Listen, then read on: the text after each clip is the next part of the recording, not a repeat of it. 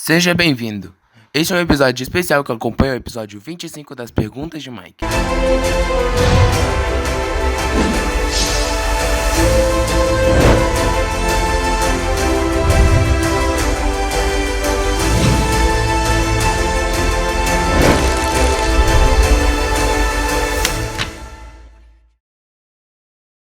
Pastor Luiz Gonçalves, As Bestas do Apocalipse. Mike estava se preparando para a videoconferência com o pastor Luiz Gonçalves. Tá testando a conexão? Ok, deu tudo certo. Pastor, sei que o senhor é muito estudioso da Bíblia e conhece muito de profecias. Queria que o senhor explicasse bem explicadinho sobre esse tema tão difícil de entender em Apocalipse 13. Vou ler o texto que fala sobre esse assunto. Vi uma besta que saía do mar, tinha 10 chifres e 7 cabeças, com 10 coroas, uma sobre cada chifre, e em cada cabeça um nome de blasfêmia. Para a besta foi dada uma boca para falar palavras arrogantes e blasfemas. E lhe foi dada a autoridade para agir durante 42 meses. Ela abriu a boca para blasfemar contra Deus e amaldiçoar o seu nome e o seu tabernáculo, os que habitam no céu. Foi-lhe dado poder para guerrear contra os santos e vencê-los. Foi-lhe dada autoridade sobre toda a tribo, povo, língua e nação. Todos os habitantes da terra adorarão a besta, a saber, todos aqueles que não tiverem seus nomes escritos no livro da vida do Cordeiro, que foi morto desde a criação do mundo. Olá pessoal que está ligado nessa série, aqui é o pastor Luiz Gonçalves. Eu queria participar um pouquinho com vocês para tentar esclarecer alguns detalhes sobre Apocalipse 13. Apocalipse 13 fala de duas bestas. A expressão besta é uma expressão que se refere, é sinônima de uma outra palavra que é animal. Então são dois animais, duas feras, dois monstros, assim poderia ser. São linguagens apocalípticas, ilustrativas, figurativas, para mostrar a natureza do grande conflito entre o bem e o mal. Então, para você entender esse capítulo, você tem que ter uma visão do grande conflito. O grande conflito entre o bem e o mal começou no céu, depois veio para a terra, e o inimigo colocou o pecado na vida do ser humano. O pecado entrou na terra e hoje todo mundo sofre, todo mundo tem seus problemas.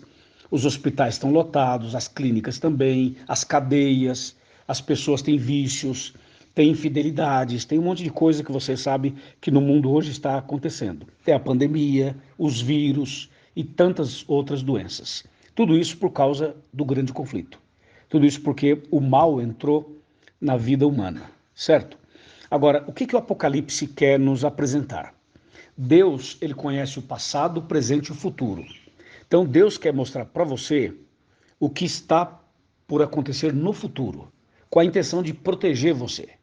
Deus quer proteger o católico, o evangélico, pessoas de outras religiões mundiais. Deus quer proteger todo mundo, proteger você que está ouvindo e vendo e participando dessa programação. Só que nessa proteção, Deus precisa revelar para você algumas coisas. E você precisa entender essas revelações de Deus. Por exemplo, quando o Apocalipse 13, de 1 até o verso 10, fala da primeira besta, que ela levanta do mar, sobe do mar, ela tem 7 cabeças, tem 10 chifres, são expressões totalmente simbólicas. Nenhum bicho vai sair do mar. Você pode ir à praia sem problema que não vai levantar uma besta lá do mar. Mas no Apocalipse, a expressão mar ou água significa povos. Então essa besta que se levanta do mar é um poder político-religioso que surgiria do meio do povo. E a segunda besta? Então vi outra besta que saía da terra, com 2 chifres como cordeiro, mas que falava como dragão. Exercia toda a autoridade da primeira besta, em nome dela, e fazia a terra e seus habitantes adorarem a primeira besta, cujo ferimento mortal havia sido curado. Por causa dos sinais que lhe foi permitido realizar em nome da primeira besta, ela enganou os habitantes da terra. Ordenou-lhes que fizessem uma imagem em honra da besta que fora ferida pela espada e contudo revivera. Foi-lhe dado poder para dar fôlego à imagem da primeira besta, de modo que ela podia falar e fazer com que fossem mortos todos os que se recusassem a adorar a imagem. Também obrigou todos, pequenos e grandes, ricos e pobres, livres e escravos, a receberem certa marca na mão direita ou na testa, para que ninguém pudesse comprar nem vender, a não ser quem tivesse a marca, que é o nome da besta ou o número do seu nome. E a segunda besta, do verso 11 ao 18, do Apocalipse 13, ela sai da terra. Isto é, terra é uma expressão contrária a mar. Se mar representa povos, multidões, então terra representa um lugar despovoado, onde não tem habitação. Então a primeira besta surgiria do meio do povo, a segunda besta de um lugar despovoado. As duas bestas representam dois poderes, e os dois poderes são políticos e religiosos, o político e religioso. Entendeu? A primeira besta é um poder político e religioso, a segunda besta também é um poder político e religioso. Ok? Agora, por que existem essas bestas, esses poderes? Porque esses poderes são tentativas do inimigo em enganar o ser humano e levar o ser humano a fugir de Deus, a não adorar a Deus, mas de uma maneira sutil. Então, a grande estratégia das duas bestas é passar uma imagem religiosa, uma imagem cristã, uma imagem de bonzinhos, de caridosos, uma imagem positiva. Só que por trás do que é positivo, tem um veneno. Imagina você tomando um copo de suco de laranja, você olha assim, o suco de laranja lindo, maravilhoso, delicioso, mas alguém foi lá e colocou umas gotinhas de soda cáustica dentro. Você não vê o veneno, só vê o suco de laranja. Mas se você tomar, você vai ter problemas. Então, a estratégia das duas bestas é essa. É misturar o certo com o errado, a verdade com a mentira. Essa é a grande jogada. Por isso que você vai perceber o seguinte, a primeira besta trabalha em favor da segunda, e a segunda trabalha em favor da primeira. Elas são amigas. E a segunda besta, Apocalipse 13, verso 11, fala que ela tem aparência de cordeiro e fala como dragão. Aí está bem claro essa mistura do suco de laranja com a soda cáustica. Aí está a mistura do cordeiro e do dragão. Ou seja, a besta parece o cordeiro, parece Jesus, de bondade, de ajudar as pessoas. Mas quando abre a boca para falar, para pregar, para ensinar, fala como o dragão, que é o diabo. Então as características das duas bestas passam por aí. Aparentemente são ótimos, mas na essência são perigosos. Deu para você entender? Com certeza, entendi sim. Só que tem outra característica muito interessante nesse assunto. As duas bestas são dois poderes político e religiosos. Qual é a ideia? A ideia é levar a humanidade a não adorar o Criador para adorar a criatura. E essa forma de conduzir a humanidade a isso, ela pode vir pelo lado religioso para alguns e pelo lado político para outros. Tem gente que religiosamente, com base na Bíblia, não vai ver razão para seguir as orientações da besta. Mas, politicamente falando, vai acabar seguindo, porque, politicamente falando, você está inserido num contexto em que você tem que exercer certas atividades por ser um cidadão. Então, por isso que esses dois poderes trabalham com o lado religioso e o lado político. Como saber quem é a primeira besta e quem é a segunda? Ok. Como saber quem é a primeira besta e quem é a segunda? É muito simples. Você pega a Bíblia, por exemplo, eu vou pegar a minha aqui. Você pega a Bíblia, por exemplo, e você vai ver aqui claramente detalhes da primeira e da segunda besta. Estou abrindo aqui em Apocalipse 13. Se você quiser abrir a sua aí, você abre. Verso 1. Fala assim, ó, vi emergir do mar representa povos, uma besta. A besta é um animal que significa rei ou reino. E essa besta que sai do mar, esse poder político religioso que sai do mar, tem 7 cabeças e 10 chifres. Veja, a palavra chifre no Apocalipse significa poder, rei ou reino. Então essa besta aqui tem muito poder, porque tem 10 chifres. E ela tem 7 cabeças. Então as 7 cabeças nos ajudam a entender em que lugar da terra está o trono dessa besta. Aí você vai, por exemplo, para Apocalipse, você sai de Apocalipse 13 e você vai para Apocalipse 17. Estou abrindo aqui, ó. E você lê o verso 9, que vai te ajudar a entender esse assunto. Olha o verso 9. Fala assim, ó. Aqui está o sentido, que tem sabedoria. As 7 cabeças são 7 montes. Então, a primeira besta tem 7 cabeças e 10 chifres. As 7 cabeças são 7 montes, 7 montanhas. Então aí você já tem uma indicação geográfica para saber onde está o QG da primeira besta. Está numa região do mundo que tem 7 colinas, que tem 7 montanhas. Então já vou dizer, não é o Brasil, não é a Argentina, não são os países da América do Sul. Ou seja, quando você vai para a história, por exemplo, você vai perceber que Roma é a cidade das 7 colinas. Portanto, o poder político-religioso, chamado de besta aqui no Apocalipse, está em Roma. Só quando você fala em Roma, você tem que entender que tem Roma imperial e Roma cristã. E a Roma imperial dominou o mundo do ano 168 a.C. até o ano 476 depois de Cristo. Isso foi Roma imperial, o Império Romano, né, que comandava e tal. Depois de 476, acabou o domínio de Roma imperial. E aí começou a Roma cristã, vamos assim dizer. A Roma religiosa, vamos assim dizer. E o que aconteceu?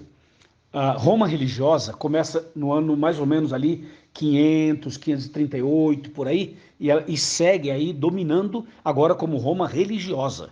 Aí surge a figura daquele que seria o presidente da República, entre aspas. Né, como se fosse um presidente da República ou um primeiro-ministro, só para se ter uma ideia. E essa figura era o bispo de Roma. E o bispo de Roma começa a adquirir poderes, politicamente e religiosamente. É a política e a religião juntos. E esse bispo de Roma passa a ser então uma figura que futuramente seria conhecido como o sistema papal. O sistema papal não é composto de uma pessoa, é composto de uma comissão, de um grupo de pessoas. Então, o sistema papal dominou religiosamente do ano 538 a 1798. Foi um período que ficou registrado na história como Idade Média, ou Santa Inquisição, ou período das Cruzadas, ou época da indulgência, ou época da intolerância religiosa. Mas tudo isso foi uma mistura do que era político e do que era religioso. Ou seja, a influência da Roma imperial continuou. E a figura que se destaca nesse processo do império para a religiosa é a figura de Constantino. Constantino o Grande. Ele era uma pessoa pagã que depois começou a apoiar o cristianismo. Então, essa fusão do político com o religioso, então, deu esse poder total para Roma. Hoje você visita Roma, visita o Vaticano, visita a Itália, você vai perceber o seguinte, o Vaticano, por exemplo, é o quê? É um país ou é uma igreja? Os dois. Os dois. O Vaticano é um estado, é um país, mas também é a central de uma igreja. É a mistura do político com o religioso. Então, por exemplo, o sistema papal hoje é o quê? Assim, falando bem tranquilo com vocês, não é nenhuma ofensa, é só um dado histórico e real. Por exemplo, o Papa hoje, ele é o quê? Ele é um pastor ou ele é um chefe de Estado? Os dois, entendeu? Os dois, porque o Vaticano é um Estado, é um país. Deu para você entender? Então, esses são alguns detalhes. Agora, para você entender esse assunto mais amplamente, você tem que estudar Daniel 7, Daniel 8, Daniel 9. Em Daniel 7 e Daniel 8, fala que esse poder de Apocalipse 13 iria mudar os 10 mandamentos, iria mudar os tempos e a lei, Daniel 7, 25, Daniel 8, 12, entendeu? E Daniel 8, 25 também. Então, na verdade, você começa a ver que a primeira besta tem o seu QG, a sua estrutura relacionado a Roma, enquanto que a segunda besta, agora atenção, a segunda besta tem a sua estrutura nos Estados Unidos. Então, a segunda besta já não tem nada a ver diretamente com o romanismo, tem a ver com o protestantismo. E agora a coisa muda um pouco de figura, porque você vai ter a primeira besta ligada ao romanismo e a segunda besta ligada ao protestantismo.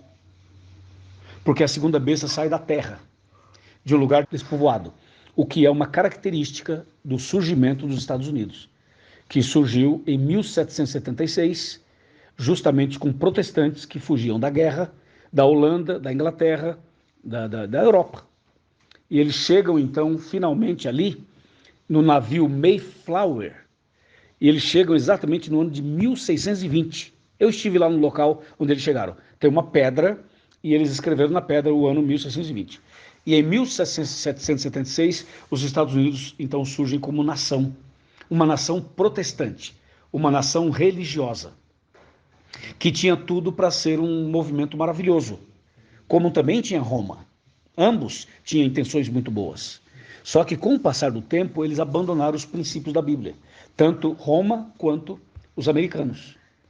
E os Estados Unidos, que até hoje eles são considerados um país protestante, hoje eles são protestantes apostatados. E aí aquilo que era para ser uma bênção passou a ser uma maldição. Então a primeira besta, ela é uma besta romana e a segunda besta é uma besta americana. A primeira besta está ligada ao romanismo, à igreja romana, e a segunda besta é ligada às igrejas evangélicas protestantes. Então você percebe? Quer dizer, eu estou sendo bem tranquilo e claro com vocês para você entender que eu não estou falando mal dos evangélicos ou dos católicos. Eu estou mostrando que as duas bestas estão nesses dois grandes movimentos, tanto no protestantismo quanto no romanismo. Deu para você entender? Agora, qual é o ponto aqui interessante desse assunto? É que essas duas bestas têm o mesmo objetivo, que é dominar o mundo inteiro. Então essas duas bestas trabalham já integradas, só que trabalham nos bastidores. E essa união, essa aliança que eles têm, vai crescer cada vez mais. Então eles têm pontos de vista em comum, que unem os dois. Deu para você entender? Então, o que devemos fazer quando a gente começa a entender e estudar esses assuntos? Então o que acontece? Quando a gente começa a entender esses assuntos, a gente passa a orar mais, a refletir mais, e a gente passa a querer entender mais esse assunto. Então eu quero convidar você a estudar esse assunto com o coração aberto, sincero, para você de fato entender profundamente o significado de tudo isso. Atenção, o objetivo não é ferir nem o evangélico, nem o católico, nem o espírita, nem o muçulmano, nem o budista, nem o ateu, nem o agnóstico, ninguém.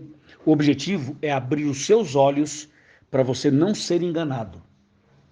Porque pior do que ouvir a verdade é ficar enganado no erro e quando chegar o dia final do acerto de contas com Deus, você descobrir que você podia ter aprendido e não aprendeu, porque as pessoas tinham medo de ofender você.